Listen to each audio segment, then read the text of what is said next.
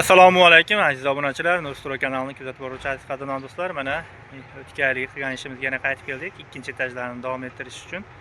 Xudo xolasa hozir pilta bosish ishlariga kelganmiz. Pilta bosib, polniy sisma aviaskalar hamma yo'ni qilib, g'ishtlarni urib, yana sismalarni qo'yib, tomga nurlab tayyorlab berib ketamiz. Xudo xolasa g'ishtlari hamma yo'dagi bo'ldi.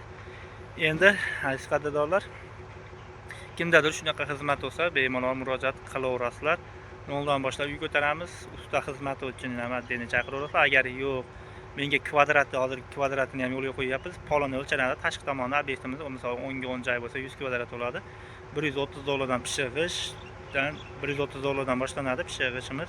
Gazobololar bo'lsa $120. Shuna qilib bitkazib beraveramiz. Hamma material, instrument, hamma yo'q o'zimizdan bo'ladi. Shu bizga shu obyektini qilib bersa bo'ldi, xudo xolasa, pitaniyasini. Borib hamma xarajati o'zimizda, misol uchun pilta bosish, kran, g'isht, material, sement hamma yo'g'ini olib kelib qilib beramiz.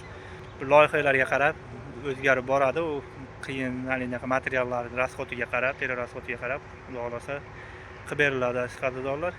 Kvadratiga ham chaqirsanglar bo'ladi. Usta puliga отдельный, misol g'isht urishlar отдельный, beton quyishlar отдельный, hammasiga отдельный borib xizmat qilib beramiz. Agar ustani haqqiga o'ziga chaqirsanglar, ham instrument hamma yo'g'imizdan borib, xudo xolasa bayroq chiroyli qilib, noldan to bitgunga qadar korobka oladigacha qilib beramiz qadrdonlar. Xizmatlarimiz bor.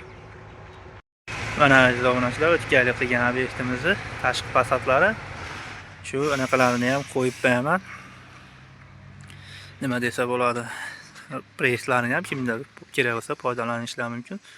Undan keyin bu obyektimizni shu fundamentidan boshlab g'ishigacha 21 kunda xudo xolasa bitkazib berganmiz. G'ishlari, fundamenti, sisma kolonnalari hammasi 21 kunda bitgan qadrdonlar.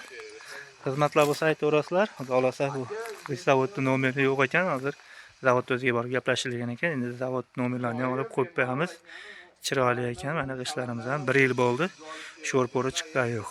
Hozir mana kranimiz ham keldi. Xudo xolasa pilta bosish jarayoniga tayyor. Piltalarga esa xudo xolasa piltalarni bosib ishni boshlaymiz.